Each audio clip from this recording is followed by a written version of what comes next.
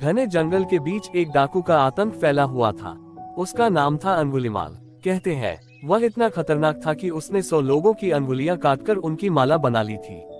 लोग उसका नाम सुनकर ही कांप उठते थे। अंगुलीमाल का एक ही उद्देश्य था, अपनी माला को पूरा करना और अपना आखिरी शिकार ढूंढना। एक दिन खबर मिली कि एक साधु उस इलाके से गुजर रहे हैं। अंगुलीमाल ने सोचा, यह मेरा आखिरी शिकार होगा, इसके बाद मेरी माला पूरी हो जाएगी। जंगल के रास्ते में अंगुलीमाल ने साधु को देखा। साधु बिल्कुल शांत थे, मानो उन्हें इस खतरे का आभास ही न हो। अंगुलीमाल ने अपनी तलवार निकाली और उनकी ओर बढ़ा।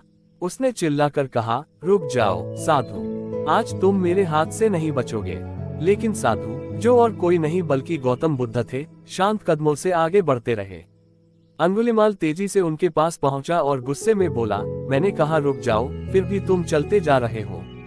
क्या तुम्हें डर नहीं लगता? बुद्ध मुस्कुराए और बोले, मैं तो रुक चुका हूँ, लेकिन तुम अभी भी भाग रहे हो। अंगुलीमाल को यह सुनकर गुस्सा आया। उसने कहा, क्या बकवास है, मैं भाग रहा हूँ और तुम रुके हो, ये कैसे हो सकता है?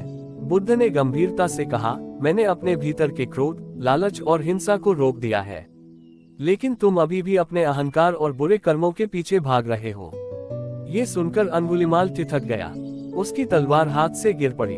उसने कभी सोचा नहीं था कि कोई उसे उसके भीतर की सच्चाई इस तरह दिखाएगा। बुद्ध ने आगे कहा, तुम जितनी हिंसा करते हो, उतनी ही गहरी तकलीफ तुम्हारे भीतर होती है।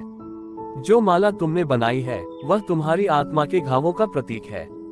क्या तुम सचमुच शांति चाहते हो? अंगुलीमाल के चेहरे पर घबराहट और अपराध बोध था। उसने कांपते हुए कहा, क्या मैं बदल सकता हूँ? क्या मेरे जैसे पापी को भी मुक्ति मिल सकती है? बुद्ध ने प्यार भरी दृष्टि से कहा, हर इंसान बदल सकता है, ये तुम्हारे निर्णय पर निर्भर करता है।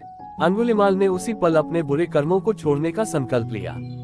उसने बुद्ध के चरणों में सिर झुका दिया और कहा, आज से मैं एक नया जीवन शुरू करूंगा। लेकिन कहानी यहीं खत्म नहीं होती। क्या अंगुलीमाल के पुराने पाप उसका पीछा छोड़ देंगे? क्या समाज उसे कभी माफ करेगा? जंगल से निकलते समय अंगुलीमाल ने आसमान की ओर देखा। पहली बार उसे अपनी आत्मा हल्की महसूस हुई। लेकिन यह शांति स्थायी होगी या उसके अतीत के काले साए उसे फिर से घेर लेंगे? आप कमेंट में बताएं और ऐसे ही कहानियों के लिए हमें सब्सक्राइब जरूर करें।